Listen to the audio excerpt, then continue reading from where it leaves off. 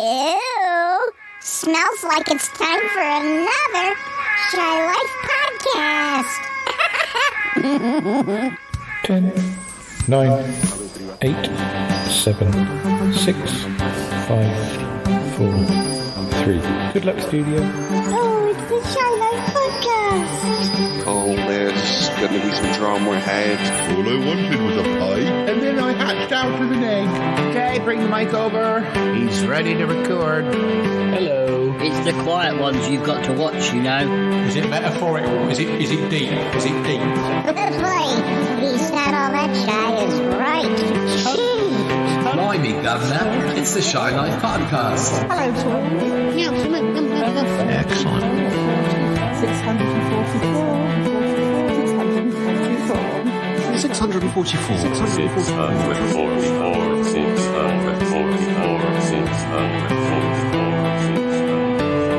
Bonjour et bienvenue au podcast The Shy Life. Hello and welcome to another episode of the Shy Life podcast with me, Paul the Shy Yeti. How are you doing? I'm all right. So what's this episode going to be about? Well, we're going back over 30 years to 1990 once again. Yes, we're going to be looking at my 1990 diary. We're going to look at a whole week, but we have the added twist that this time we've got Nick with us and he's got his 1990 diary. So we're going to compare notes and see if our diaries tally, and maybe also talk a bit about things that were going on around that time in both our lives. So let's run that theme music, and when we come back, we'll be in late February, early March, 1990. Okay, run that theme music. Darling, it's the Shy Life Podcast. Good, but it's a positive thing, Paul. The High Life, the Shy Life. You won't find a cast of characters like this everywhere. I'll go anywhere but potato. Delicious. Hello, campers. How are you? You quite like a big bang, don't you? Go Shy Yeti. Oh, I hope he hasn't found out my secret. Do you think he has? I love the Yeti test. It's my favorite thing. If you thought that was bad, just listen to this. Yeah, I am strangely drawn to Yeti Uncle John's ankles as well. I could eat my body weight in crisps every day. Has anyone seen my hot sausage? It's all green and you see it. Yum, yum, yum, yum, yum.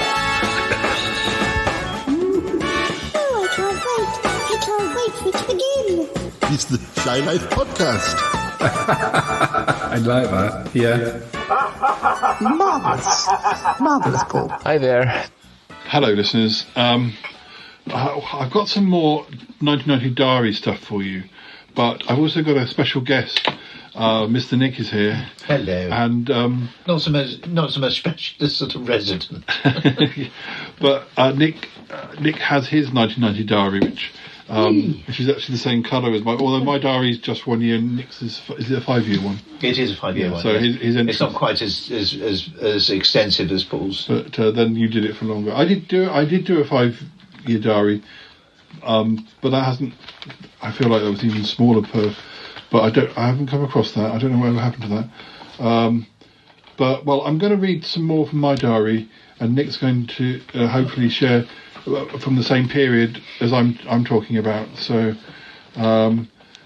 do you mind if we start on Monday, February 26th, which is where I've got to in reading the. Yes. So, I'll read my entry, and then Nick can read his entry. So I've got here, hello, I've just been chatting on the phone and seem to have developed a rather nasty cough. Goodness knows. Oh yes, by the way, Nick, I do tend to editorialise as I'm reading. Comment on my own. As indeed will I. I think our friend Russell wrong.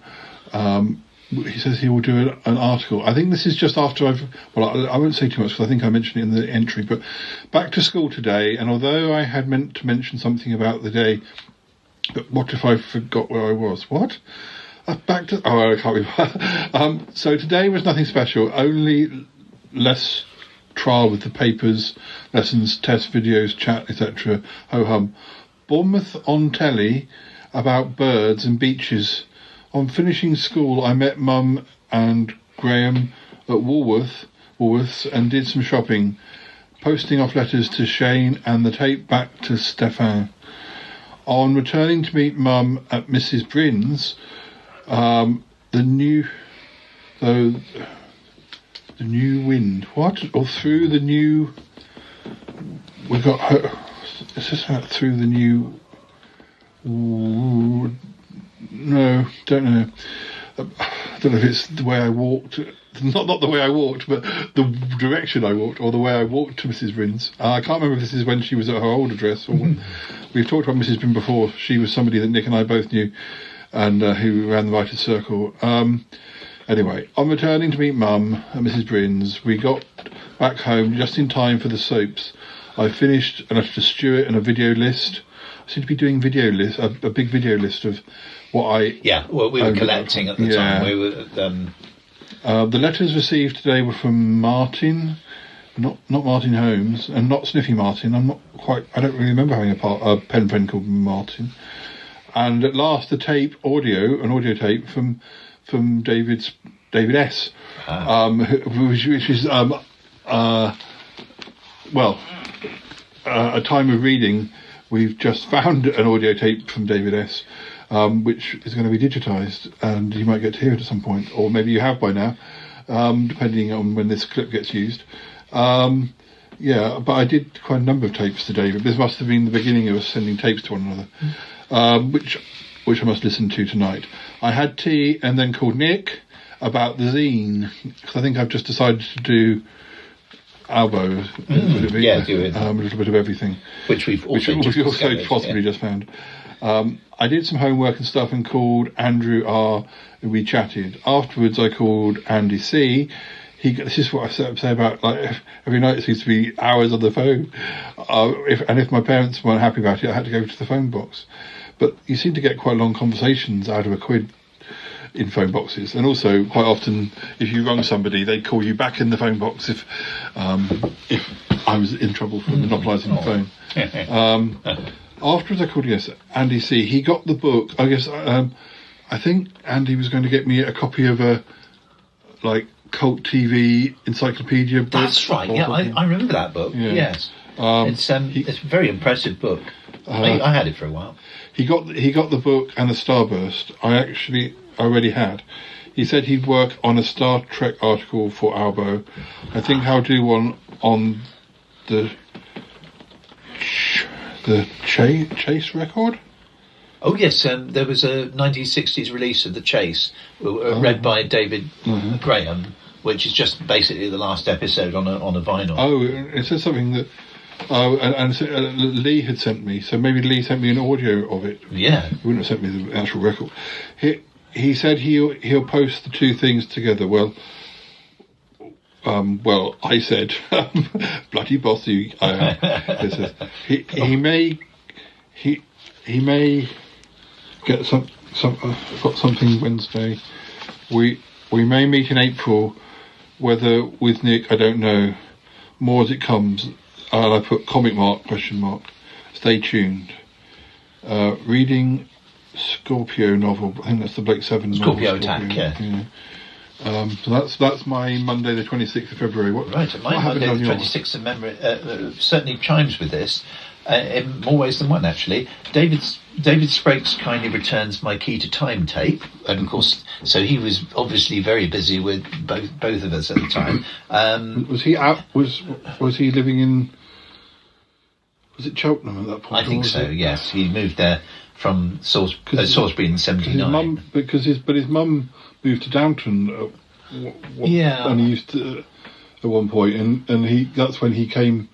Some of the times when we've got photos. He came to visit the September this year. Okay. I was just a little bit of a background. I was at Key to Time. That would be Doctor Who's season 17, which is the running theme of the Key to Time. And I was at school. I was at a junior school with David Sprakes when Key to Time was being televised. So we had a bit of a love in with Key to Time on that. I will send the next soon. Presumably, I'm sending them one at a time. The weather is erratic. First calm, then rain and gale. Struggle past fallen tree on the town path. That was when we were getting some very strong winds. A struggling chaos decorated room with decorator. Right. Looks like they were redecorating work. I worked at Four Boys news agent at the time, with Andrew in a good mood. Andrew McNeely was my old boss at Four Boys. He could have a good days and bad days. He was a little bit of a tricksy fellow, but we worked together for 10 years. But painters get in the way, and paint aches my head. I think that it makes it sound as if plots come down on my head. But that was paint fumes, no doubt. Shift Easter eggs. That's it. Get home. Warren and Kim visit at last on form. Oh, yeah. Now Warren is our Warren, and Kim Warren was his then girlfriend. A visit at last. I think they were probably both busy at the time. On form. Well, Mr. Warren is a great raconteur and a great personality. So, and he was back then too. So, Paul phones. Studio rehearsal a bit dull. Matt Stevens' birthday, pub and home. That is, I was doing the sound at Studio Theatre in Salisbury for, what was it? Glass Menagerie, Tennessee Williams' Glass Menagerie, and Matt Stevens was the guy playing the gentleman caller. Oh no, he wasn't. No, he was playing the brother in that, and that was a very sociable show. Those were in the days when we had time to actually, after rehearsal, to go to the pub. That pub being the what's now the Harvester, up in the Old Sarum, and that's it. You know, I kept, as from 90 onwards, I kept everything very concise. Still, yes. So Tuesday, 27th of February, I wrote it at 9:21 p.m. I've got something like. Sometimes I write things at the top of the page, kind of, once I've finished the main entry, and I'm like, I need to stick this bit in. I put A- for memory. That must have been something, maybe in English, a story. I probably referred to it earlier, because the thing is, I'm reading these entries with a few weeks or months in between, so I can't necessarily remember what I was reading 2 months ago. So yes, memory, I got A- for, and it says something like best since 1988. It does say English, so it's so anyway, I obviously presumed that was a quite good mark. Hello, back on day 58. It was day 58 of the year already. Ho hum, where was I? School was school. At least we didn't do athletics because Hallie's whatever Welsh git person PE. And it must be the PE teachers. And Davis must be another, I think he's another. Didn't come back from some trip until late. I posted letters and haven't got any real homework. I've done another letter to Kez, that's my Australian friend. I remember her. Yeah, and there was no post for me. I did interviews for Albo. I took the tape recorder in and did bits with Harry, Neil, and Danny. Neil's. I think Neil's the one I might have mentioned previously, who brought a naughty magazine or a naughty video into school, and the teachers teased him. Well, and the pupils teased him for endlessly. He's not somebody I knew beyond school, but I went to meet Nick after school and got some tapes back. Came home and had tea, watched soaps and wrote letters. I wrote to John and David. That's John Hadlow, that was. Yeah, and David Sprakes. I'm ready to post them tomorrow. I had a bath after old EastEnders. Don't know. Repeats or I don't think they're repeating them. No, maybe I was a day behind and I videoed it or something. Yeah. Because I would have had a recorded one. I read some of the Blake Seven novel. At the moment, I'm watching Quantum Leap about boxing. Each week it sounds really boring, but always proves better. I think sometimes Quantum Leap he jumps into, but then actually the story used to be quite interesting, even if I didn't think the subject was going to be interesting. Afterwards. I'm running out of things to say, as not much really happened today. School was, as I said, school, and I watched A Man from U.N.C.L.E. film, To Catch a Spy. Quantum Leap, Sam's about to change, regenerate. Oh well, what am I going to say now? No phone calls today, Invaders tomorrow, and I only hope Danny can do it okay. After Chris... Well, for some reason Danny's recording Invaders for me. I don't know if it clashes with something else. I don't know why Danny would be doing the Invaders. Why would I be doing it myself? but unless there was something else on at that time of night on the same night, but I don't know what, because I don't refer to anything else being on at the same time. I only hope Danny can do it okay. After Chris, weird bloke, whatever. I think that's also that was his mum's boyfriend at the time, who was never very polite to us when we came over. No, it wasn't very nice to Danny either. I think that's all today. All the best. See you soon. Quantum Leap in a farm next week with pigs squeal. What happened to you that day? So, 27th of February, no post to that. I've demanded a lot from the post in those days because Elaine had, began audio taping with us, exchanging audio tapes with us the previous September and onward for many years. And also, I was collecting Blake 7 at the time. A friend of mine, Fran, was sending me Blake 7s. So I remember, that's my main memory of the beginning of 90 with lots of Blake 7.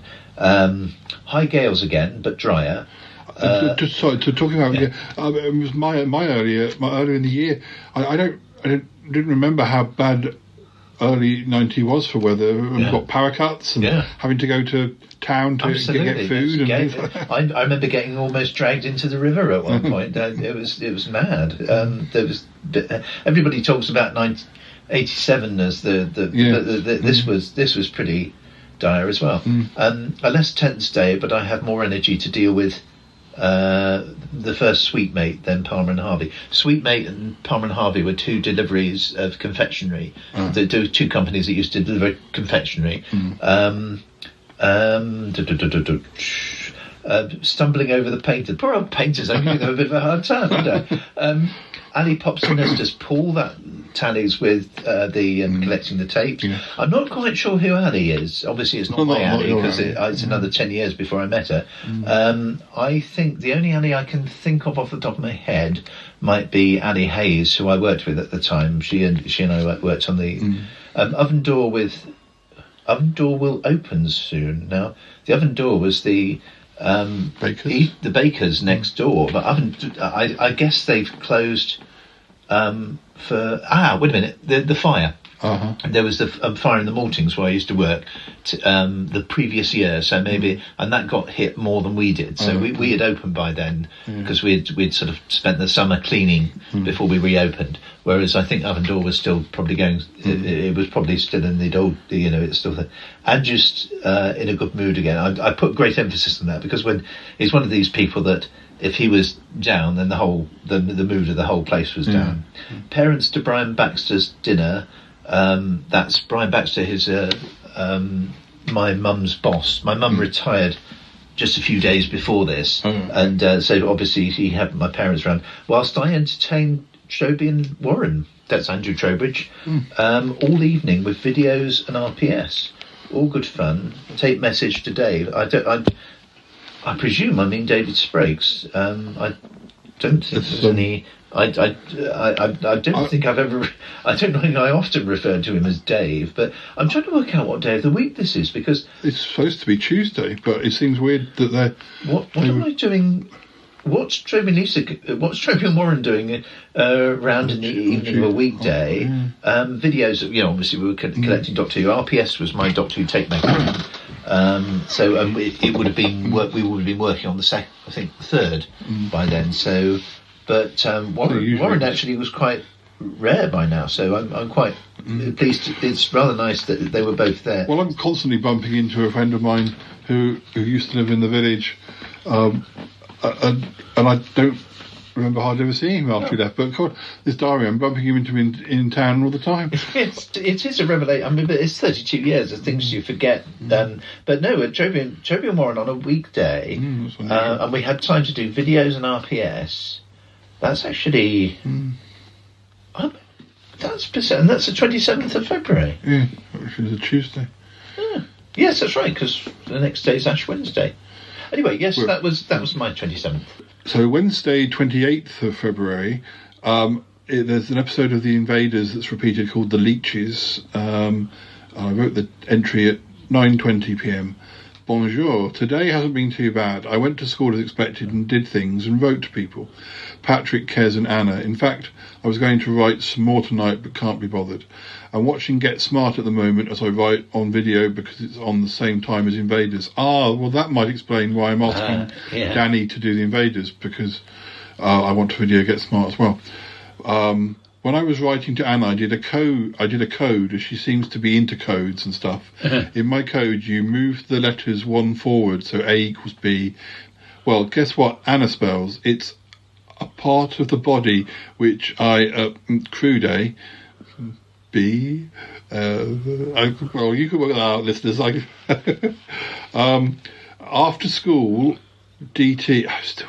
I keep referring to something called DT, and I'm not sure what it means. Design technology. Well, yes, but sometimes I refer to it in a way that I think, well, we used to call it CDT, so I'm thinking it must be shorthand for something else. Twitch, isn't it? I keep thinking it's possibly some reference to masturbation, and I've forgotten it or something. But I don't know that I'd write. I don't know that I'd write about it in my diary if it were. I know, but we all had codes for masturbation at the time. I don't know that I'd write about that. I mean, Adrian Mole used to put if he had a wet dream, he had a DW. So. Yeah.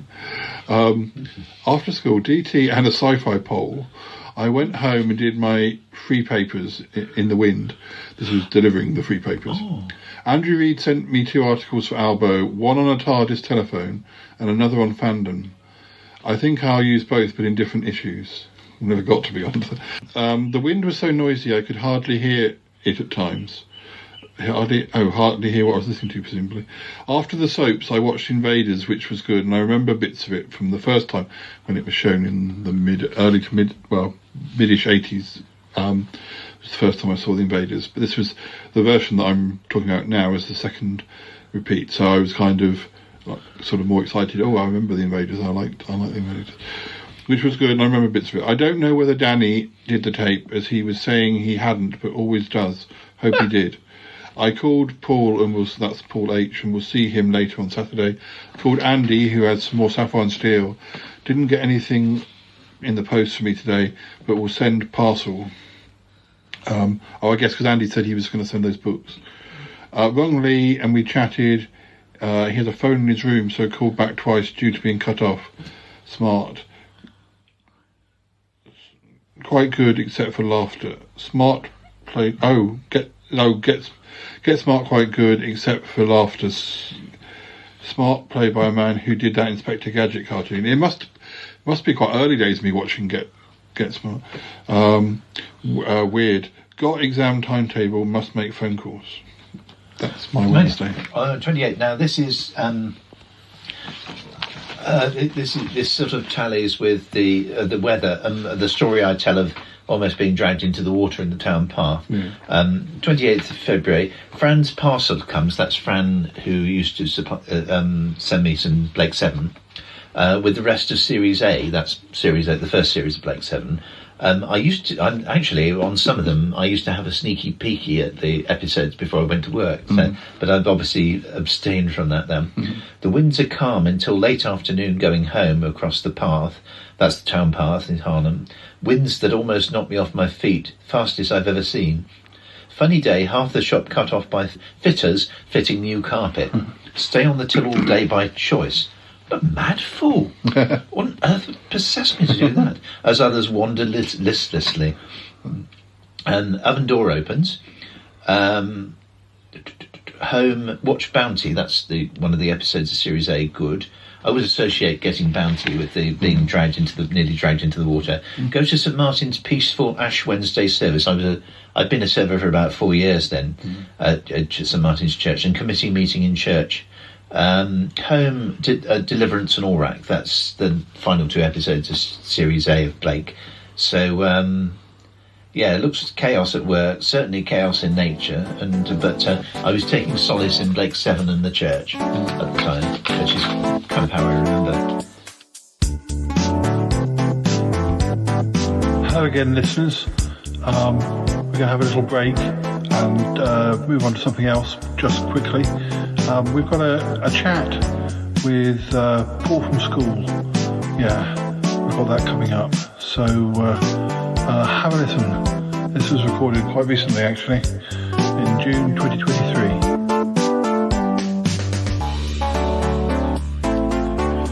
Hi, listeners. We're back with Paul from school. Although we're not at school anymore, nor have we been for several decades. But we're actually in a pub garden that very near where we went to school, the Badner Arms in Nunton, and we went to school in Odstock School down the road, which no longer exists in that form. But anyway, Paul, how are you? I'm just recovering, really. Oh gosh, what happened? From a very, very arduous weekend working. What started as just taking a bit of ivy off a churchyard wall became, can you also, while you're there, take off this limb of a person? Of a tree? Yeah. And cut this back, and this is very dark. Can you cut all this round, and also can you clear this hawthorn? And you're looking wonderful, but can you also do this? But you were taken for a worker from the council by somebody as well. So my one of our neighbours, who I always suspected had dementia, but now I know she she said that she said, was I from the council? I said, no, it's Paul. And she said, St Paul? From St Paul's? I said, no dear, no. An holy vision. It's from the... That would be a miracle. You do have a certain aura around you, Paul. That would be a miracle. Yeah, I said, no, I'm not from the council. She goes, oh, well, I've been on to the council about clearing all this stuff, and can you cut all this back? And I said, well, I'll have a go at it for you. Anyway, I got all really, because it had hawthorn in it, so I got all cut up on the side, and he's like, oh, he's all scratched up, listeners. It's a sight for sore eyes. No, it's not a good thing. No, it's a bad thing. The good thing is I don't make a meal of it. I don't talk about it, and I'm not looking for sympathy. Do you want me to keep dabbing? Do I keep dabbing? I'm going to have to get some more tissues because they're soaking up the blood. Hold on. Do it more gently. I'm sorry. But there's a lot of people who complain about this sort of stuff. But not you. No. Well, the thing is, I think I'm of that generation. Really, we just get on with it. We do. Yeah. We just get on with it. We don't make a big song and dance. Podcasters. We have guts and stamina. Yeah, we don't, and that's why the only reason I'm talking about it is as an example to others. Yes, exactly. Of what you're expected to do. Yeah. Overcoming adversity. Yes, very much so. Yeah, very much so. And then after all of that, I then had to clear some guttering. Oh, dear. It was a real pain. And plenty of people want to hold the ladder. No one wants to go up the ladder. No. That's my experience. Yeah. My experience. But anyway, it is all done now, and I'm grateful to the guy whose headstone I stood on in order to be able to clear off the... it's a good job he died when he did, because if he hadn't, I wouldn't have had that headstone. I wouldn't have anything to put my foot on. No. So really, it's all in the round, isn't it? It's all worked out. Although those people have been gone for a very long time in that. It's a very strange graveyard that your house backs on. I mean, my parents live next to a graveyard too. Your graveyard... Where is the church that's attached to that graveyard? Well, I think it's long gone. I think it fell down 100 years ago. That's what I thought. It's kind of like a graveyard. It is supposed to be being looked after by a community group. I think they did it for one summer. Yeah, I remember going in there with you years and years ago. We used to have the key to it. My grandma had at one stage. It's like one of those things from like horror movie listeners where a strange graveyard in the middle of nowhere. Nobody quite knows who's buried there. Well, it's in an urban area, and yet it feels like you're in the middle of. It's completely cut off, and it's very overgrown, and there's loads of. It's just not being maintained, and it goes crazy. And then of course you start pulling at the ivy, and the wall starts collapsing. It doesn't want you to touch it. It's sort of. I have mixed feelings about this. As much as I didn't want your childhood to be traumatised, it would have been nice if you'd been haunted by a ghost or two. You've lived there since you were a child. And well, I am sceptical about the spirit world, but a few weeks ago I lost some UBS sticks. loads and loads, and this is like a huge resource of stuff that I've built up over the last 10 years, loads of information on them, and I couldn't understand where I'd put them. And I retraced my steps. They weren't in the office, they weren't at home, they weren't anywhere. And I'd worked away and I'd stayed down in Bournemouth. I went back to the hotel, asked about phoning them, that no one could find these sticks. Anyway, Alex said, he phoned me up and he said, oh, you know these UBS sticks? And I thought he was going to say, oh, I found them. He said, no, he said, but what I've done is I've contacted a spiritualist, right? And she says that so I've gone to my mum to give her a call to find your UBS sticks. And my mother's going to be calling you and she's going to relay the message. So mum phoned me and she said, yes, I've spoken to my friend Sue, who spoke to her friend Pat. And Pat says that the UBS sticks, she can visualise them, and that they're not on the floor, they're in a drawer or a desk underneath some papers next to something that's zipped, or something that's that is like a case or something like that. And anyway, so I said, well, thank you very much. I appreciate that. In unspecific, variable, meaningless, very vague, ambiguous. Yeah. Anyway, 2-3 weeks go by, and I'm feeling quite depressed about these UBS sticks. There's loads of stuff on there, and every day at work I'm thinking, God, I've got a template for that, I've got a letter for that, I've got a thing for that, I've got to start doing this from scratch. What an asshole, absolute pain. Anyway, I got back home and I was putting my suitcase aside because I'd just been back from Derby, and something made me look in the bottom drawer of the chest of drawers, and next to a zipped pouch underneath a programme from Salisbury Playhouse were my UBS sticks in the polythene bag. Da, da, da. And I can't tell you, I had this wave of relief, surprise. I was thinking, oh my God, this is. I thought I'd won the lottery. And so I phoned up Alex's mum straight away. Obviously, she knew I was going to call. Yeah, of course. Because Pat had told her told Sue that I'd be calling. Yeah. And I said, I can't believe this, but I've actually found them. And they were by a zip thing it wasn't under papers, but it was under a programme. Programme, still paper. Yeah. Which is still paper. Yeah. But what would have been helpful if they'd said a chest of drawers in the bedroom. Yeah. Now, if they'd been able to add that piece of detail. And it's the bottom drawer of 4. And by the way, what about my lottery numbers for next weekend? If they'd been able to add that level of detail, then it would have been amazing. But anyway, I found them, and the question is, what was it that made me look in for no reason? Just came, I was putting this thing away, and I thought, I'll just look in this bottom drawer, and there they were. You could be so lucky, which is my joy into my next question. I know that you're great friends with Kylie. I just wanted you to pass on my congratulations for the continued success of her latest single, which is the first time she's been in the top 40 for quite a long time, and it's continuing to go up the charts. So I'm sure you've spoken to her about it. But if you could pass on my congratulations. Yeah, I mean, obviously our conversations are entirely confidential. Yes, obviously, but I can't really go into any detail. But you can pass on. What I would say to you is that she did take my advice on this particular. Yes. Was it the colour of the dress in the video? Well, no. What I said to her was, I said to her, what I'm seeing, Kylie, is I'm seeing something in red. I'm seeing red. I'm seeing light. I'm seeing tigers. I'm seeing. Yeah. Poppy in a cup. And I said, so I've given you the inspiration. You just need to make it happen. And look, and I said, as long as you continue to take, because she said to me, Paul. Will I continue to be successful? And I said to her, as long as you continue to follow my advice, you will be. Yeah.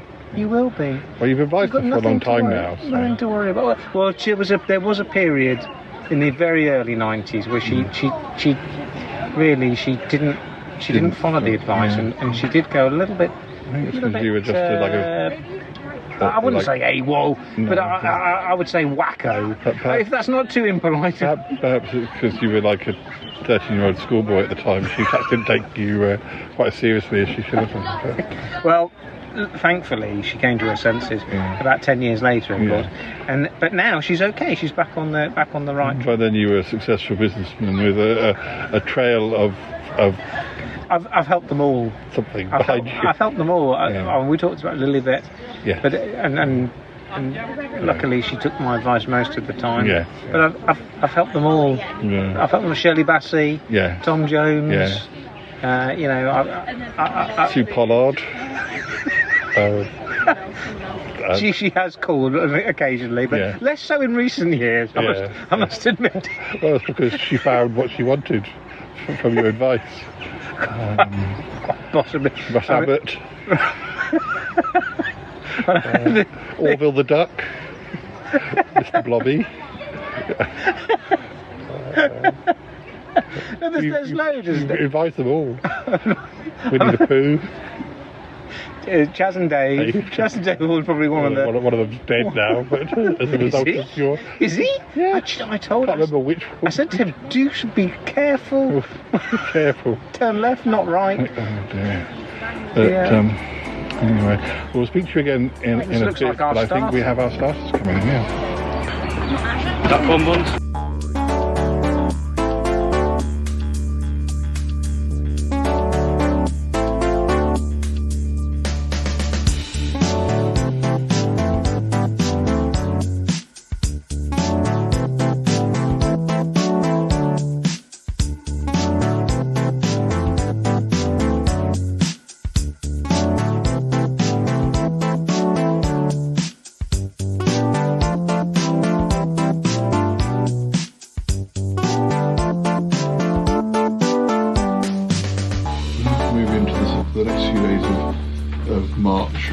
So Thursday, 1st of March, this is the bit to the top of the page. Ring Andrew R, and I put not tonight, so I don't know if he wasn't there when I tried. Danny rung tape swap. Don't know why I'm swapping with him, but happy new month. Also our 60th anniversary. So the 60th day of the year. Goodness, I've kept this up for 60 days. I can't believe it. Perhaps next year I should write a story instead of a diary each day, except the point of this is to remember what I did in later years. Sob. I think I always kind of... I have, at times I have bought old diaries thinking I'd write a fictional diary as a project, but it's committing quite a long project to do that. Well, school was as usual, nothing special, except I continued with my poll, which seemed a mite confusing really. I don't know if this was something for Albo, like that sci-fi poll I mentioned. One more day of it and then the results will be ready. Games was pretty cold and I came back and did the last of the paper round. Post-wise, I heard from the Fantasy Factory, which I joined. Don't know what the Fantasy Factory was. Which I joined, and also from Patrick N at last. I don't know how long I've known Patrick at this point, or whether this is early days of knowing Patrick, my American pen friend, who has briefly been on the show, and maybe on the show more from old archive footage if those episodes ever show up. One thing I should say about games is this part of 1990 I was in 5th year, about to do my GCSEs. Once I got into 6th year, we used to meet up on the days that I did a sport, because it was your day off. That's right. You weren't allowed to leave. You were a lot more observed and monitored when you were until you got to 6th year with sport. So I wouldn't have got away with getting out of it. I heard from Patrick. They've had problems, court battles and stuff for custody battles. I think that's terrible. Poor Pat's been moved left, right and centre because his parents split up, I think. I don't really remember. I don't really... remember him telling me about this, but he must have done. So it sounds like there was a lot of strain and unpleasantness going on at the time. Anyway, he sent me some good stuff, so I must write during the weekend. 2 tapes. A weird one I listened to during my delivery. The other I listened to tonight. Had tea, watched soaps, had a bath and things after EastEnders. After EastEnders, I heard from Nick, who says Elaine may come down in April on the 29th, so we can meet. Was going to call Andrew R, but we'll wait till tomorrow. Nick has completed Hostage Review. Great. Watching Crystal Maze today. Now comic strip being videoed. Danny did Invaders. Great. Something about writing to somebody, but I can't really make out the names. Something about my letter pile sinking. I don't know if that means that I'm catching up with my backlog of mail, or whether, not quite sure. So 1st of March. 1st of March was... Sorry, have you... yes, that was the end of my first. All looks very... It tallies very much with yours. Thursday was my day off back in 1990, so I'm at home, I'm not at work at all. Calmer winds, drier, though it does rain. A leisurely day with Mum at home, of course, because I think this might have been my first day off after she retired. Also, one thing I forgot to say, this month, well, the previous month, February, was the first time I bought my own TV, and I had my own TV in my own room. Now, at 21, that's nothing these days, but in those, that was my first break to freedom, because I actually bought it, and it wasn't rented or anything, it was bought. To do the RPS ad, which I can't even remember what the RPS ad was. I suppose it was something I did for somebody else, which is good, very, very modest. And Paul's Hostage Review, good. After Mum and Dad's goes out, I go to lunch and get the new E300 tape. That was 5 hours on a video. That's obviously I was hungry for more Blake 7 for Fran, and birthday stuff for Keith. At home, Elaine's tape comes, good, and I tape her one and send key tape, presumably to David Sprague's. Mum enjoys watching Aurak. I obviously, I like to share some of my the things I found I've got with her. TV EastEnders, phone Keith and Paul. Think of Elaine and Matthew's forthcoming visit. That's Matthew is Elaine's boyfriend. The one in April I'm talking about. Yes, it is. So I must have nattered about it with you, and I think about it. They came to see me because this is the first time Elaine had to come to see me at all at my own place. Easter, it was planned for the Easter holidays, so I was really quite excited about that visit, and it was jumping ahead a little bit. That was the visit that sort of helped Elaine get into Blake 7. So. So that was my day off on a testing. I just briefly, before I get back to my next entry, at the back of my diary, you have like a year planner. Oh yeah. And I've written what writing projects I was doing throughout the year, and I know we've talked about Square One, which was the stuff which was using the character of Nigel Walmsley, who was a hapless fellow who got involved in all sorts of troubles. And I remember in my early entries I was still writing it, an episode every couple of days or whatever. But in February I got to episode 32, and after not writing anything for nearly a month, and I think 32 looks like where it sort of petered out, although Nigel came back in different forms. And I think we're about to come up to, in early March, a series called Searching, which I think was actually a novel. And now I think that's one of the few things that I wrote that I don't think I have a copy of it at all. It was, I don't think a copy got printed out, or if it is, or I haven't come across it. It might turn up because there's so much that I know I have kept, but I don't remember seeing. But I think it was sort of about a couple who inherit or buy a bottle which has a spirit trapped inside it, and it maybe possesses one of the members of the couple, and I think that was definitely a novel which was more rare for me to write, something that was just and I think I finished it as well. and then later in the year I wrote the Copernicus Files, which again sort of, I think that's possibly because the very first episode of the Copernicus Files was originally a story I wrote during my GCSE's English exam, and I went back home the same day, because of course when you do an exam you don't get to your papers back. I had the same with Hour Zero. I wrote it as an exam thing. I think I remember rushing home and writing it again when I got home, and then it turned into a series of about 12 short stories about this character called Copernicus. And then in the noughties, or very late 90s, I wrote scripts, and we filmed some of the Copernicus Files, which was the same. Well, it was a mixture of characters from a lot of my series at that point, but nothing.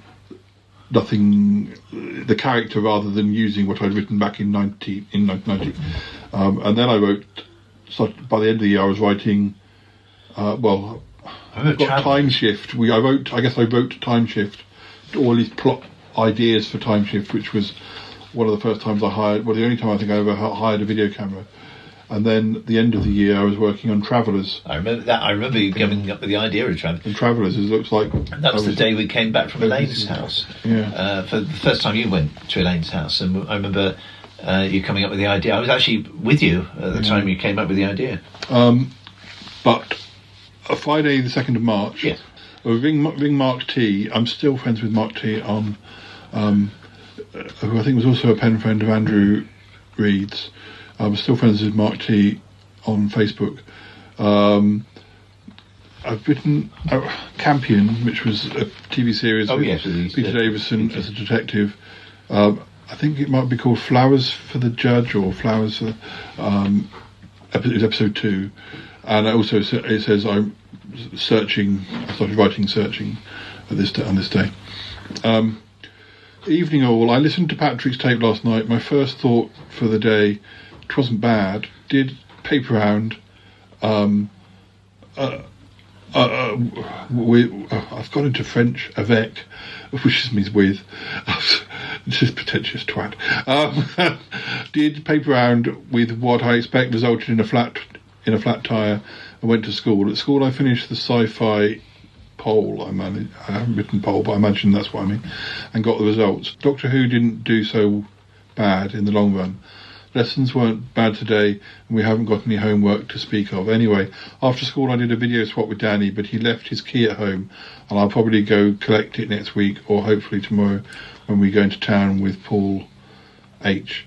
I went to Nick's with Danny and got his article, which I listened to, and I shall be using it in first issue. Watched the soaps when I got home. It doesn't look hopeful about my visit to the London Comic Martyrs. We may be going on holiday. I don't know yet. We'll see. Well, I started a new story today called Searching, and did the first episode all in one go. Pretty darn neat. Plenty of time. A short, long story. Inspired from school. Talking of school, we saw a video about Eton today, and Patrick Whitney talking about it. We were chucked out of our classroom due to some fight. Not me. Wrong Mark T. I mentioned that. He was out. Lee. This is in chat. I don't... This sounds like we didn't have computers. I'm sorry, I can't speak to you. I'm in chat. Andrew Reed, chat. Campion soon. Post Lee, Paul. I think I had a Paul Chambers, maybe pen friend. Russell. Yeah. That's my. We had. I think we had a pretty integrated lives here, because there's a lot of crossover and a lot of people we shared at the time. Friday, March the 2nd, Studio Theatre at Russell and John in the Post. Now, Studio Theatre newsletter, Russell, Buer and John Hadlow, that was in presumably audio. I don't think they really wrote to me. Followed by a battered Lisa Wardle in the second post. I think that means the package containing her audio tape was a little battered. You need a bigger than normal envelope. Actually, I think because Lisa, if I remember rightly, Lisa did more letters than tapes, so it might have been a letter. She was another Doctor Who pen friend of ours. This is our Lisa. Our Lisa before Lisa. Lisa before Lisa, yes. This was our she was Northern Lisa, she was Yorkshire Lisa. We had to let her go when we had when the next Lisa came along. I know, we couldn't afford two Lisas, so we traded the old one in. No, she's still around, so she's Lisa Hodge these days. I haven't seen her for about 30 years plus, but I really must get in touch with her at some point. It's been a very long time. Colder, calmer weather. Carpet fitters finish and all things are being put back in place. Boss is not too bad, but whacked. Presumably that just means tired. We haven't sort of hit him. Do mags book out new cage system? Book out new cage system. Do the magazines, books, out new cage system. Not much. There used to be a cage that had the cigarettes in, so I'm not actually sure what I mean. And fill up. Home, listen to more of Elaine and more Elaine. That's Elaine's tape. A reply to John's tape. Max Boyce at the City Hall with Mum. He's great. OTT rugby style and energetic. I remember there was an old sweetheart of mine in the audience, an old childhood sweetheart of mine, that Max Boyce called a tart. in jest.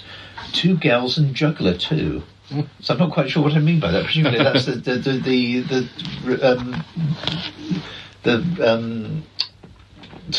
support act and home. I don't know why I put home. Obviously I'd get a home, otherwise it wouldn't be. I wouldn't be still there at the City Hall. But anyway, that was. So Saturday, 3rd of March, 1990, 11:05 p.m. I was staying up late. How are you? Quite busy today myself. In the morning, I wouldn't say that applied. Sorry, I wasn't busy in the morning. At least not in the interesting states. Why can't you write a book? How to write a very complicated sentence. I did my paper round as usual at about 8 o'clock until 9ish, and rather enjoyed the newly found good weather. 'Twas brillig, and I collected the dosh. That's the paper money. Bathed. Can't read what that is. Bathed, ate, collected, and wrote. Chatted, entertained. Paul H. and other things. No post. Well, I completed episode 1 of Searching and rung Danny, whom I saw twice today. The first was when we went to collect the Blake tapes, and later at NSS. I did some shopping, bought a really expensive display folder for Searching, if it works out. I was often any excuse to buy new stationery back in those days. Window shop for clothes and went to Reeves. There's obviously an in-joke which I don't get, so I won't read it. But we ended up at Paul H's house to play board games. After chatting to both Nick and the lady at NSS, and the lady, I don't know who that was. Dad took me home about 5:30 and we had tea. I flicked through the Blake video I mean to watch tomorrow, and watched some of young Sherlock Holmes. I rung Andy, babysat Graham, watched telly, and did my first copy of Searching Part 2. That might mean printing it out or something. Andy hasn't sent parcel, but will on Monday, and it sounds like a packed bag of goodies, videos and books and stuff. As for the Comic Mart, I must mention to Dad the dates of the next one and give him my camera film receipt. What? I put a question mark. It looks like I may meet Andy in April with Nick. Who knows? All the best. See you tomorrow.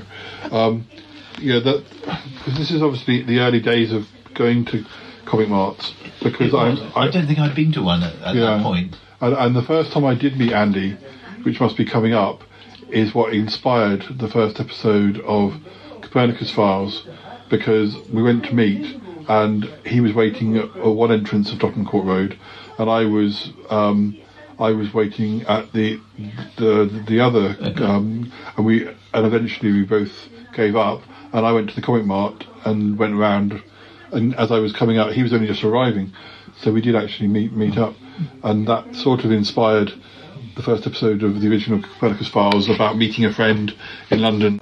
But in the case of Copernicus Files, the pen friend was no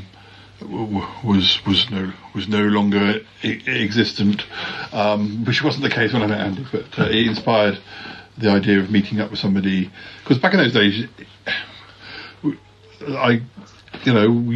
perhaps agreed the night before, I'll see you there at 10 o'clock then or whatever. Oh. But when we got there, it didn't work out. There was no way of contacting one another to say. No, exactly. No mobile phones, no internet, nothing. And the carrier pigeon service just didn't work. That doesn't work when a pigeon doesn't know where it's got to go. So, so yes, what happened on your Saturday? Saturday the 3rd of March. Not so cold day, but dry. Getting better. Richard in charge. That's Richard Burton, believe it or not, the assistant manager. Very nice guy. Married said childhood sweetheart. They were both at Max Boyce the night before. So Andrew puts in an unwelcome appearance at an awkward customer complaint moment. That's Andrew, my boss. He could be, I don't know, he could always appear at awkward moments, but only briefly, which might indicate that, as I haven't taken my ire any further, that might indicate that he was reasonably supportive at that moment. He could go either way, actually. He was a British sort of chap. Paul returns tape. Dan lends me one. I'm not quite sure what. Well, we do know he was spotted in NSS that day. That's right. Yeah. Nice routine day. Home and parents watch video in my room. Really? Why? I've got a perfectly good video downstairs. That's a bit weird, because there wasn't that much room in my room. So I don't know quite what they were. I think I was just showing off my new telly. That's basically, I was just showing off. Go to Keith's, cheer him up with a card and tape. So I think it was just coming up to his birthday. We see Aurak and talk Blake 7 in depth. He's into it. Collect tape 56. I'm not actually sure what I mean by tape 56. That's not... Maybe tape SB? Tape 56? I'm not quite sure about that. And Dominic's copy. That's Dominic Lucas, who was a pen friend of ours. Lots of grub. Wiltshire Sound, Rory Bremner. Well, we were I know he was into Wiltshire Sound, and obviously why we were listening to Rory Bremner, I have the remotest idea, but he tried to introduce me to a lot of things. Planned Tuesday trip. Ooh, that sounds intriguing. Anyway, that was the Saturday the 3rd. So, we'll read one more this time. Sunday the 4th of March, we've got Land of the Giants. Was an episode called The Deadly Lodestone. I wrote this entry at 10:25.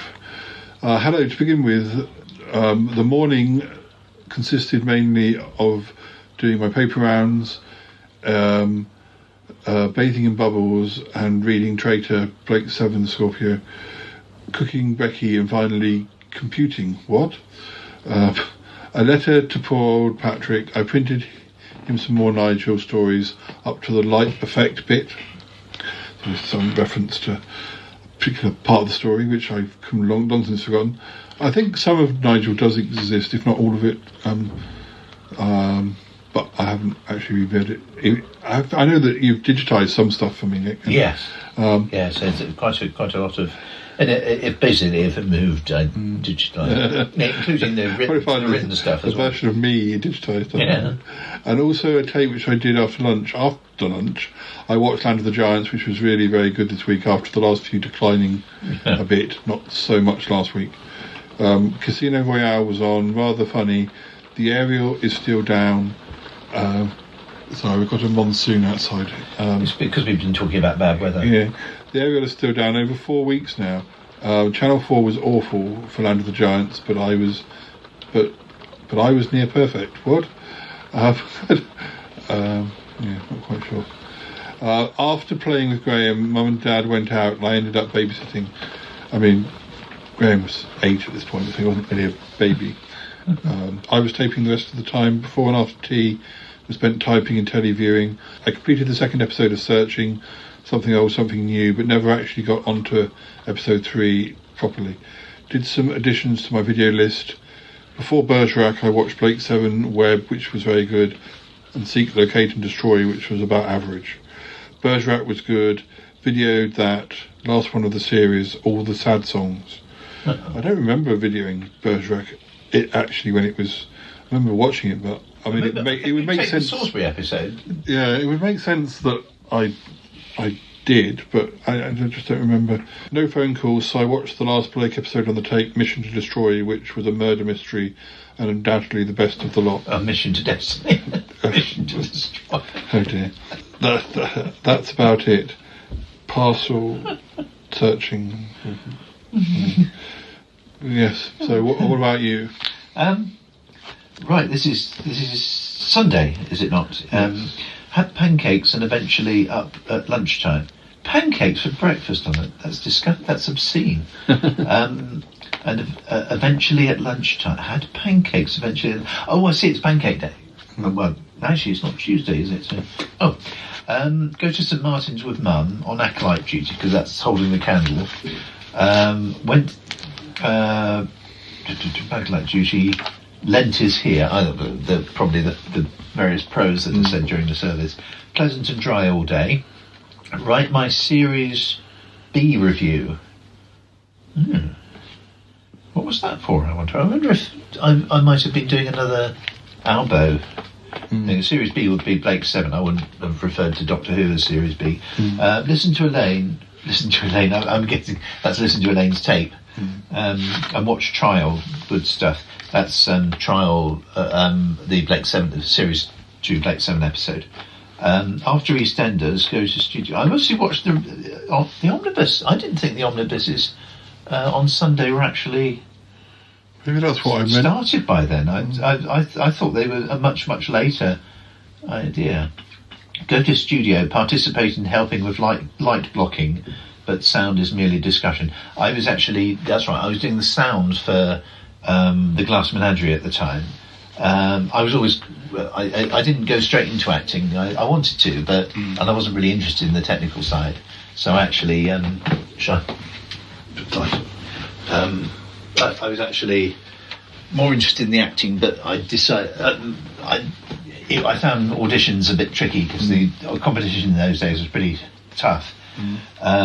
So I always had a bit of a chip on about not being given enough sort of guidance to help home. Finish and record Star Review. I'm guessing the Star 1 review. I'm just wondering, if this might be for Keith's DZFM, which I don't think came out later. So it's either for Albo or DZFM. It's certainly not one of my own. So that would have been Star. I did a Star 1 review. That's the sort of the search for Star 1 at the end of Series B. That I did that for Keith, but maybe I did something else for Albo. Supper, bath, and write letters to Russ. I don't remember ever calling Russell Russ, but I'm presuming it's Russell. Alex with an I. I think that was Alex Leslie, the lady that we went on that we were in a writers group with the year before. And Lisa, that would be Lisa Wardle. Then bed. And yep. Well, we're not going to read any more entries, but whilst I've got Nick here, I was going to show him and describe to you listeners. So I did stick a lot of things in. So, for instance, in March I've got here Salisbury Cathedral, tour of upper parts of the cathedral, a little ticket. And I went to see Shirley Valentine in the beginning of April. I've got the little cinema ticket. I think I used to put cinema things in there, but before I did the 5-year diary, which we've got here. It says that it was £1.60 to go to the cinema. That sounds ridiculous. I can't believe it was £1.60. How times have changed. Later in April, I must have gone to Radio Oddstock and helped out, and I've actually got some of the requests, like the request sheets that I must have read out. I must have announced them. I've got. Around the time we went up to London in mid-April, I've got some advert about travel card. I've actually got the travel card we used to go up. I've got a Maybury Coaches bus ticket and another Look Who's Talking I went to see. That was £1.60. Oh, right, yeah, with John Travolta. Yeah. Wilson Dorset bus ticket. I've got some like a flyer from one of the comic marts in here. Got a bit of. These are actually. I've got a bit of paper here, like an A4 sheet of paper, which doesn't seem to have much on it at all. I've stapled it in. It must have been an important one. All the words have disappeared strangely. There's a bit of writing at the bottom. It's something about my English literature exam. It looks like it was a page I never used, like an empty page I never used. Why I thought it relevant to stick it in there. I've got something from tickets from Portugal. I remember going to Portugal. This is one of the first times that when I got sunstroke and I saw Space 1999. Wait, did you get that as a delirium? I think it you was, get sunstroke, you see Space 1999 before the eyes. And the Splash Park in Portugal, which is where I got the something from Longleat Maze there? Almost certainly, yeah. If it was May, we went to Longleat in May with Troby and the gang. Well, there's certainly an article about the maze at Longleat. Longleat House. This was May. There was some. I saw some tickets from a pottery in Tavistock a minute ago, but. I've got from Ramada Hotel Reading. I would have gone there with my aunt. More comic marts. I got a rail timetable, which train services from May to September 1990. We've got more Longleat. I must have gone to Longleat again later in the year. I've got a whole story which I don't think exists called Modern Day Mr. Toad, which seems great. I seem to have clipped in there. I don't think I have a copy of that anywhere else. So that's a bit of a find. I've got more rail tickets, more exam results. I think that's the actual thing I received in the official documentation saying what the grades I got. There were something in Cornwall, a parking ticket. Well, not parking, a parking thing you put in the window from Cornwall. Should we pay that now? Just stick it in Paul's diary. Truro Cathedral, Tintagel Castle. A first episode of Travellers or something.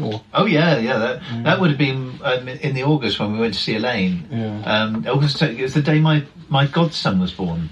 On the 23rd of August, we were, I think it was 23rd, of travelling back from Elaine's, and I remember you coming up with the idea of the cathedral service, Bishop Wordsworth Cathedral service, one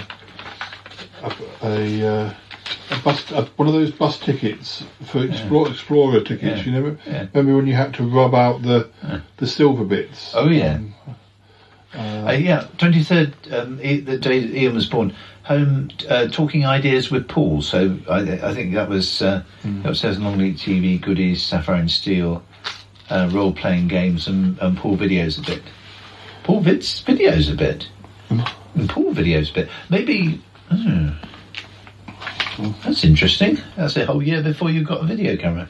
Maybe Elaine let Eve borrow hers. Videos a bit.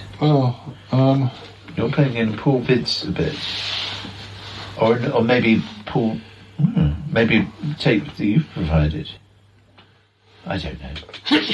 Or something I videoed, or something we were bidding off the TV. Anyway, yes, that was the 23rd of August. That's when you came up with the idea for Travellers. I remember that very well because you were thinking about the voice game, Mind the Gap. Yes. And you think, oh yes, what if?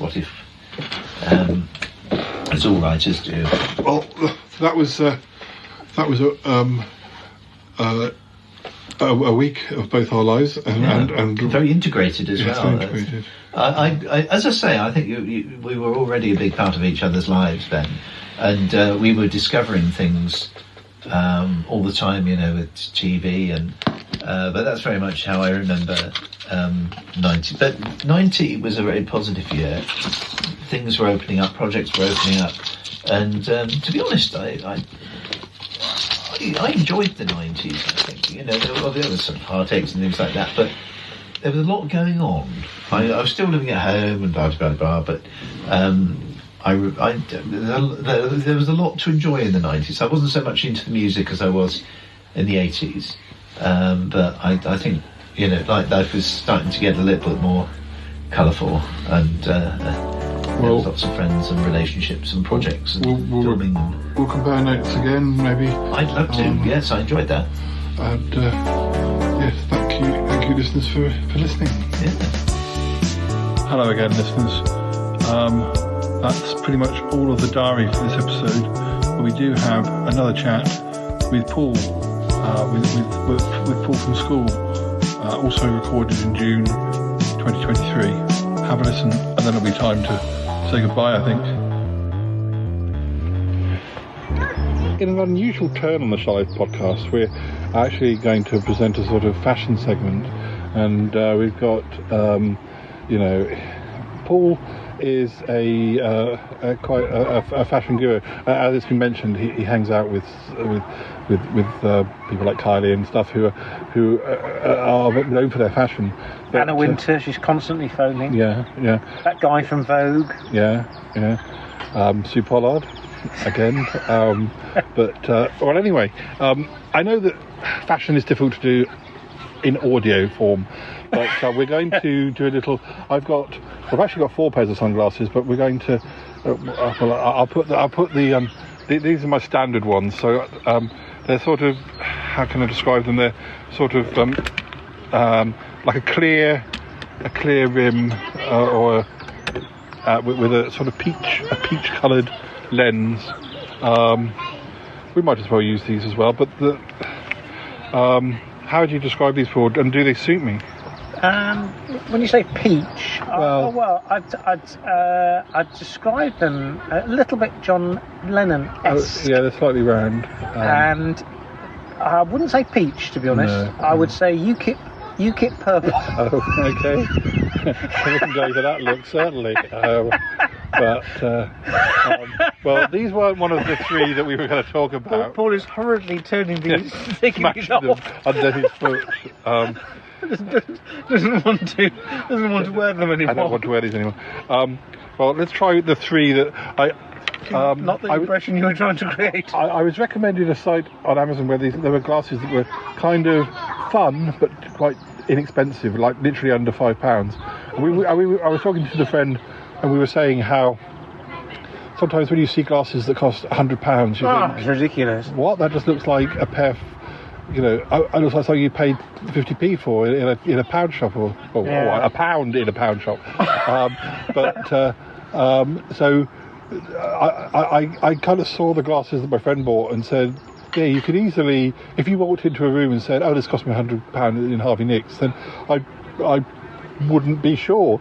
I thought, actually, I quite like to buy some. So I spent under a tenner on these 3 pairs of glasses. So this one has sort of, it's actually quite futuristic. It's sort of got black frame, but the lenses, as you see, Paul, are slightly different because they cut across the middle. Don't know how to describe that. Whereas those other glasses I was wearing have a proper bridge to them. Yes. The bridge, the actual lenses cross the bridge, so it's like one piece of one lens. It's a sort of orangey coloured lens. Yeah. I haven't tried these on, so do they suit? Wow. Do they suit me? Wow. Well, I think you could probably carry anything off, even those other ones. Thank you. But these ones are really unusual. Yeah. Because they're a little bit like, I'm thinking Batman. Well, I was thinking so some of the strange glasses they wore on V, that sci-fi show in the 80s. Yeah. They do look slightly retro and slightly futuristic. Yeah. And also they're mirror. It's a mirror. Yes. So actually you can see yourself in them, which is a little bit disconcerting. But I can see why, because they're different. Yeah. They have got a bridge in them for the wearer. Yes. But not visibly on the outside, so the viewer doesn't think that you have got a bridge. Yeah. The next pair, these are just a fun pair, these are definitely very cheap, but again, you could probably get away with saying they're more expensive than they are. They're orange frames with a sort of yellowy, orange, shiny, like you said before, reflective. Yes. Can I be brutally honest? You can be. Yeah. I'm thinking Rolf Harris. Oh dear, that's very bad. I'm thinking. That's very bad. Look, that's not the look I was going for. I'm afraid, and that is my brutally honest version. And the reason I say that not to hurt my feelings. Not to hurt your feelings, but to prevent you from making a terrible mistake. Now, the last pair, I say that this does look like the most expensive of the three. Right, okay. They're yellow frames, but black inside. They're more like a conventional pair of. You can sort of see the yellow, but you can also see the black under. They're not so. The lenses are more like the ones I was wearing to start with. But what do you think of these ones? I prefer those ones to the Rolf Harris ones. Thank you. I think those are more Jimmy Savile. Oh, great! I'm thinking more Jimmy Savile. £10 down the toilet. So I think one up from. I thought maybe you were going to say Timmy Mallet or something. No, and remember, when I say this, I mean it in a caring way. Yeah. I mean it in a way that's designed to prevent you from not only being arrested, but also I'm going to get mistaken. Those people are all dead. They did bad things, but they're dead. They're not like terrible error. Police aren't looking for them anymore. Hi, guys, right here for you. Yeah, it was great. Thank you very much. Can I bring you guys a dessert? Yeah, that'd be great. Thank you. I really like that. That was a good recommendation. Yeah, no, it is good. I'll have that next time. It's quite refreshing for a summer evening. Yeah, it's good. Thank you. So, out of the three pairs, or you can include the first pair. I haven't finished critiquing the yellow one. Okay. I mean, what I'd say to you is I think if you were to wear those in a Catholic. We're on the yellow ones. The yellow ones. I think if you were to wear. Do you know what they? In all honesty, do you remember that Doctor Who episode with Tom Baker and Patrick Troughton and Colin Baker. Colin Baker, sorry. Yeah. And there's a guy in there who's with Servalan. Yes. Who's not. This is all very confusing. I've had a drink, ladies and gentlemen, but you know what I mean. The actress who played Servalan. And her psychic wore. Oh yes, he did. Glass, and I think he actually was blind or was going blind or something. Well, he certainly had fancy glasses for an alien.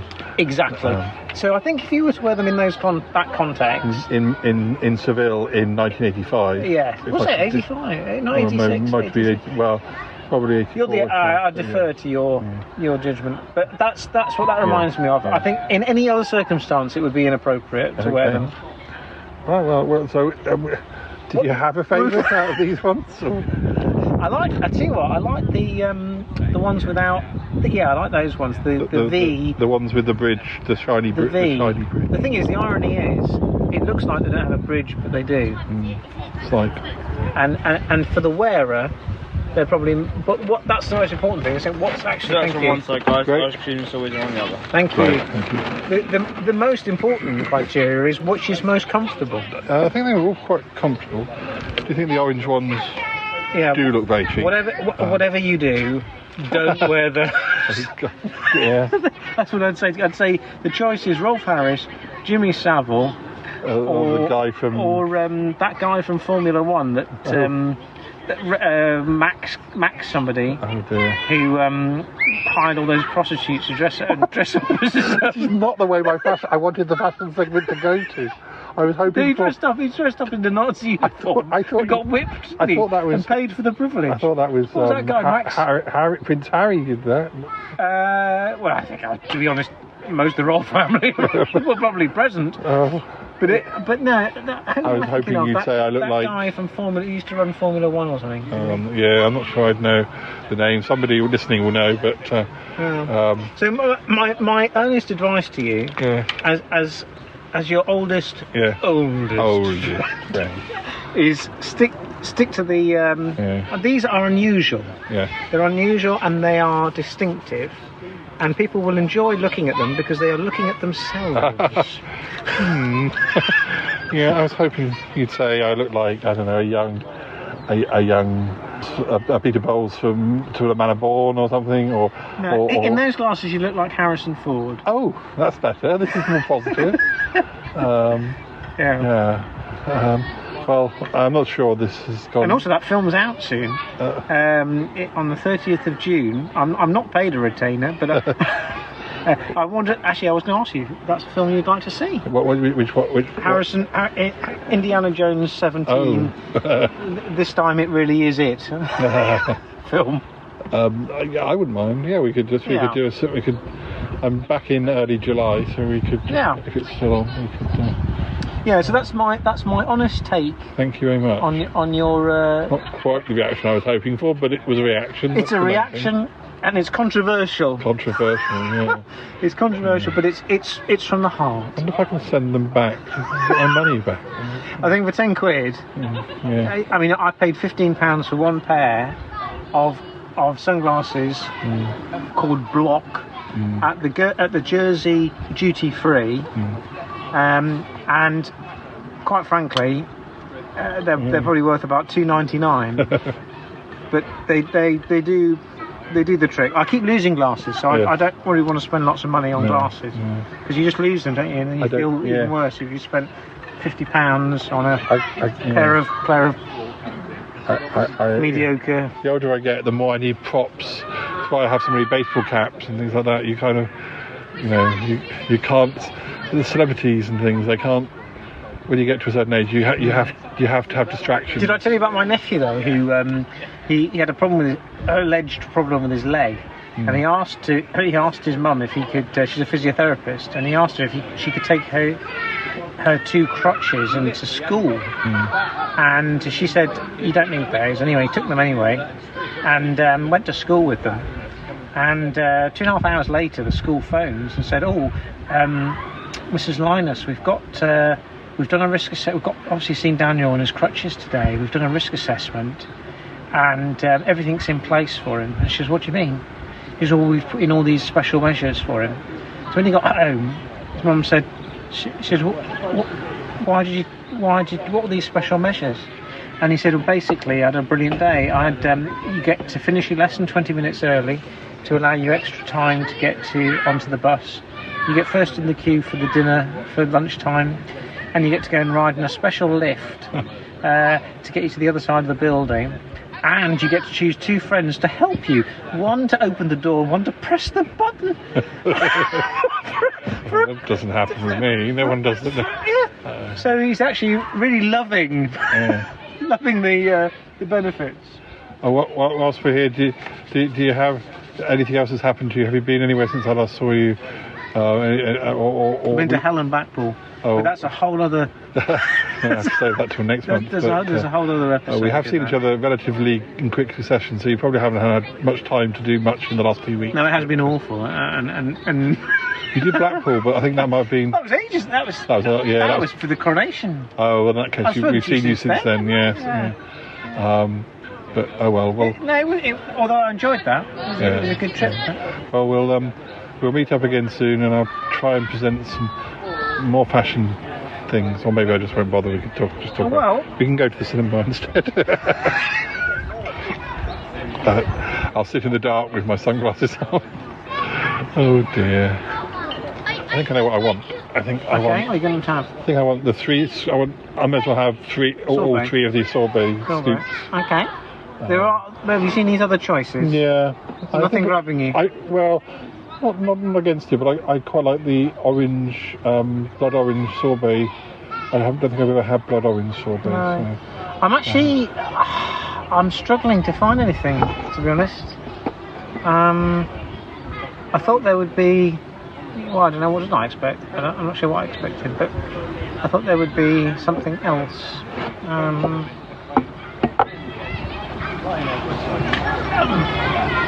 I'm struggling to summon enthusiasm. Yeah.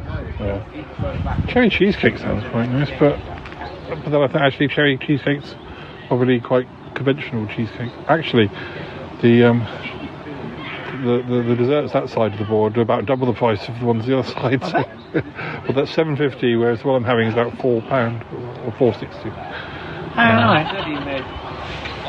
You could just have a scoop of ice cream. It'd only be £1. You could do, yeah. Yeah. But the only thing is the sun's gone in, so it's a bit. And we're by a river, and the wind is. The wind just knocks over the menus.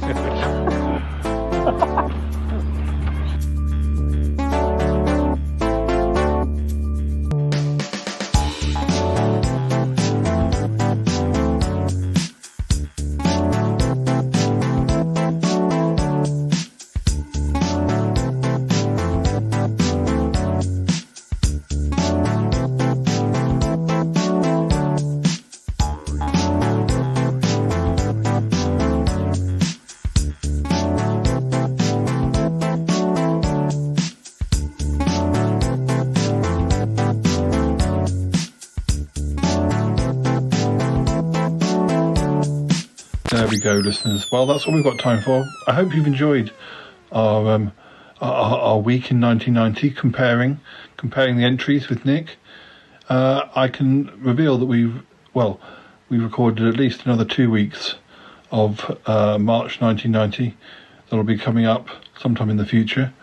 But thanks also to Paul.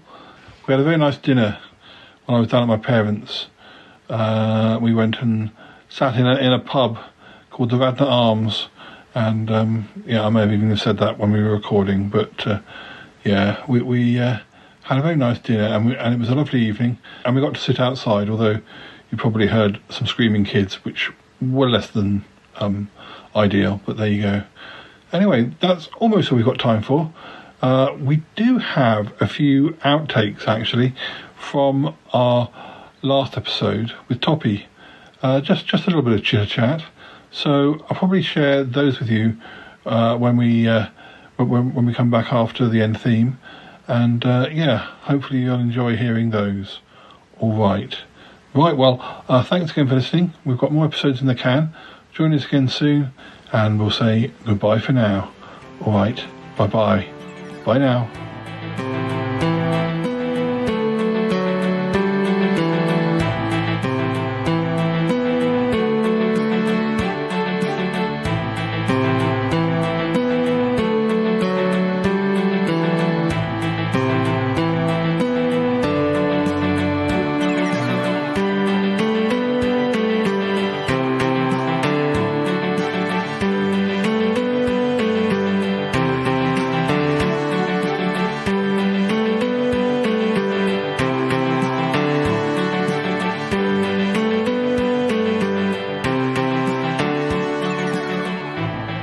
I'm thinking maybe Yeti Uncle John doesn't necessarily, he's sort of immune to the fleas, or he's just such a hairy person, they don't really bother him, or they don't really want to go on him or something. So he hasn't noticed it either. He hasn't noticed when he's been wearing it. He's like the only one who's not affected by it. But, I mean, that could be something that we can kind of discuss, like, how did he not know this? But oh yes, we were going to do something about a couple of times the fleas talking. So it'll be you and I doing the talking of the fleas. But we'll perhaps not bring the fleas in until we're a bit more sure what we're doing. So I'll start with the intro, and you be caught, because presumably whatever else has happened with the fleas after he's gone, it's all been sorted now. So you kind of presuming that it's happened here as well, and this is when I come for the 7th anniversary. Yeah.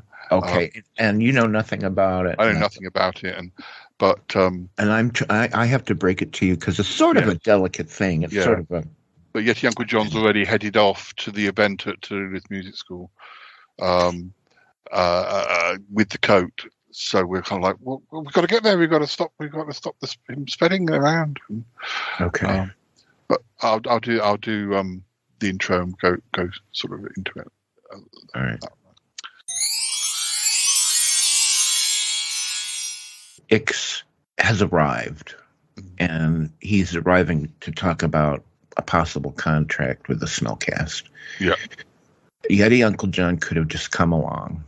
And I can put Yeti Uncle John in this episode I've been working on when he interrupts and blah, blah, blah.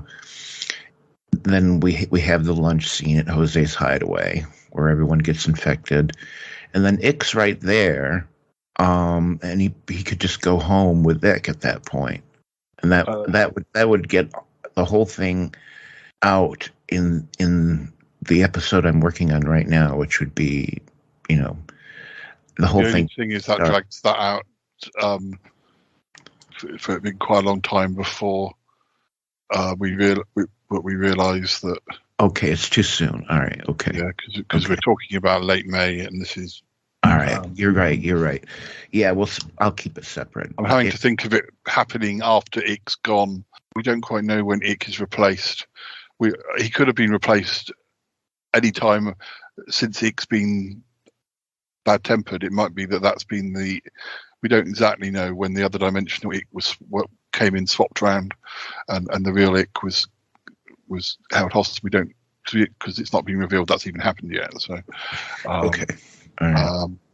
But as it's May, I'm thinking Ick wouldn't necessarily be no Icks are around in May, because we're Ickless certainly in May, and it doesn't really matter whether the Ick that you've been dealing with is the fake or the real Ick. He's still passing as Ick.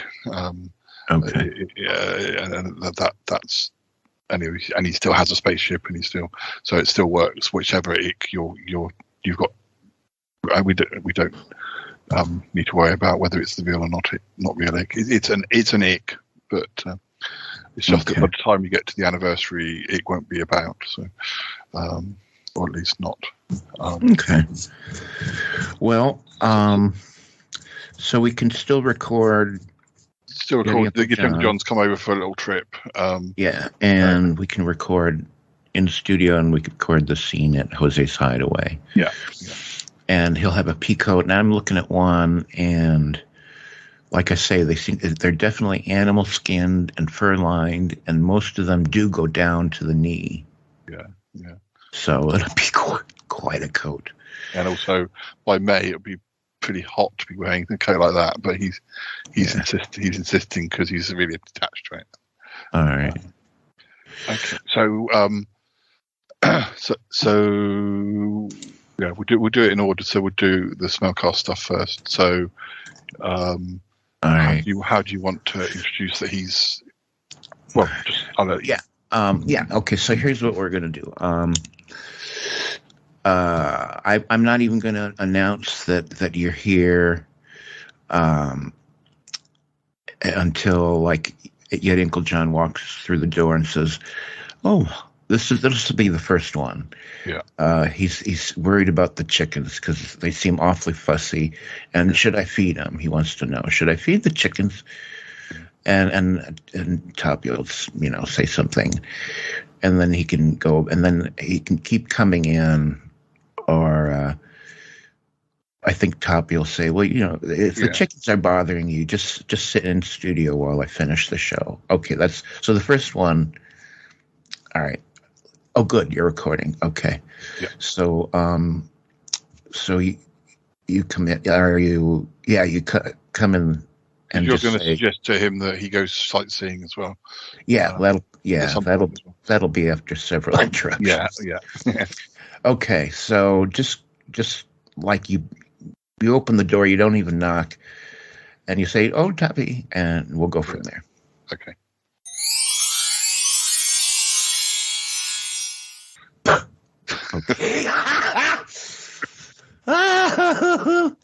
Okay, so there's our little scene. Yeah. And after that, more and more, I'm just going to have people scratching. And then finally, it'll get to the point where we all see that everybody's scratching and realize, well, there's something really wrong. But I can, that whole scratching part can continue until the story builds and gets on your show. Yeah. And then, of course, you guys can discover it's fleas over there, and someone can call us and say, I know what the problem is. You've got fleas. And we can find out. And I don't know, what do we do? I guess we all take a flea bath or something.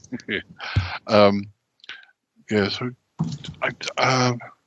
is that all we need to do with Yeti Uncle John for the Smellcast part of it? No, I think maybe we should just have him taking off. Yeah. So you said you wanted to have you come along to pick him up, and is that how you want to do it? Yeah, it depends. I guess that could be. Yeah, that could be in the Smellcast episode, and then maybe in the Shy Life podcast episode, you turn up because perhaps he put the coat away for a while, and it hasn't. It's like a ticking time bomb. He's kept it in his shed, so it hasn't yet spread to my team. So you turn up, and you can't. By then, you've worked out what happened, and you've come to kind of have a quiet word with me about. Oh, okay, I see. Yeah, that's even better. So we won't have any. Unless we use a couple of flashbacks, we won't have any scenes in Pickle Hollow in the Charlotte podcast episode. It'll be you coming to me and kind of yeah. Maybe to warn or to kind of, you're not quite sure whether I know about what the thing is, and I say, Tommy, you have to tell me what's going on. I don't know what's going on, sort of thing. So but by that time, you guys should all be itching too, scratching. Well, if he's kept the coat in the Magpie Hut, and he's going to wear it, he wants to wear it on the 7th anniversary special. So he's just about to do what he did to you lot, and you come over and you show up. Perhaps you don't know quite. Perhaps you think it's happened already. But if you're warned, wouldn't you stop him from wearing it, or don't you want it to go that far for the 7th anniversary? Well, I think perhaps he's already headed off. That I'm waiting for you. Okay, I'm there on the 7th. Yeah, you show up, but you kind of presume it's all been you kind of. I don't know what happened in the smell. I don't know what's happened when. Okay, I gotcha. Yeah, we'll work out. We'll work out as we're going on. But for the Smellcast, I'll come over and pick Yeti Uncle John for the end of that episode. Okay, and bring him home. So let's you and Yeti Uncle John, me and Yeti Uncle John, just be standing out in the yard watching the ship come down. Oh, look at that! Well, wait a minute. Who's flying? Is it just you, or is it flying? Yeah, no, it'll be the little pod. The little pod ship. Okay. I'm gonna go now. Bye. Gotta go. Bye. Goodbye.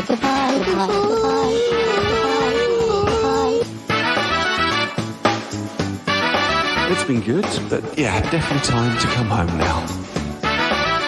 Wow. Really? No kidding. Goodbye. Goodbye. This show is part of the Pride 48 network.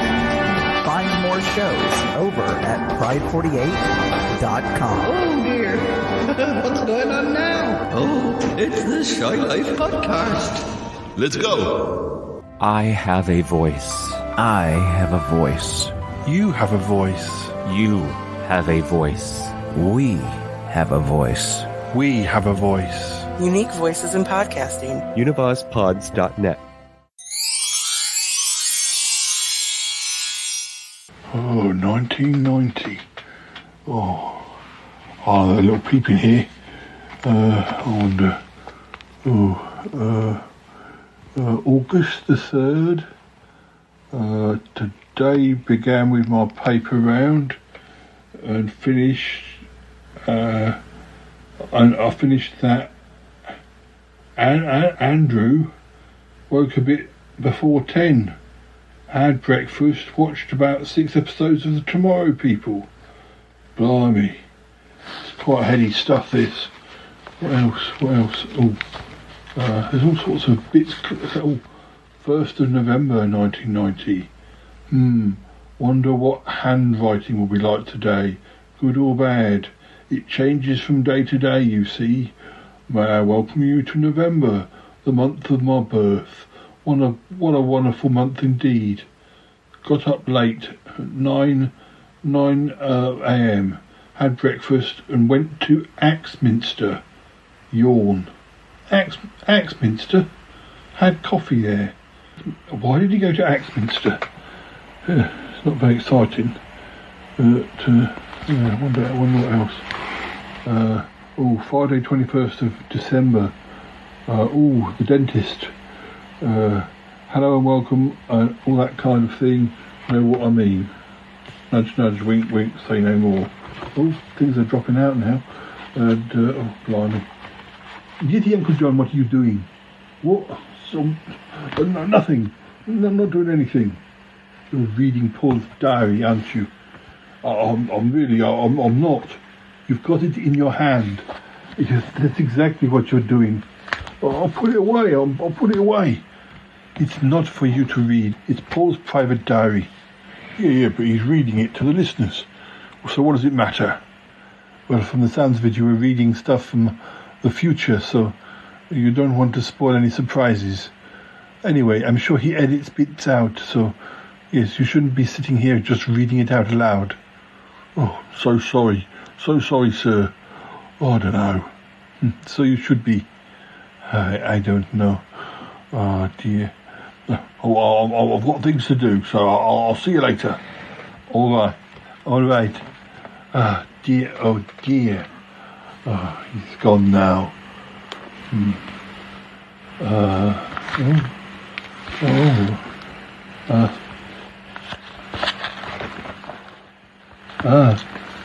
Sunday 24th of June. Today was a pretty mega day, really. Did papers, had bath, and watched Night Gallery, which was especially good.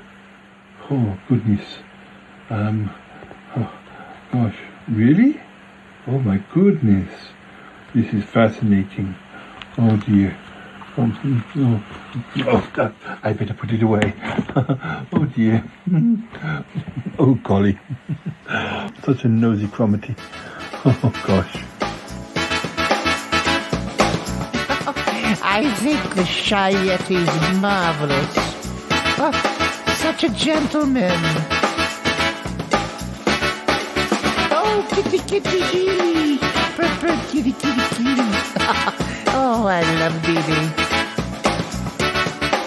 Man, was that worth it or not? Oh, my goodness. That was a darling little shoe.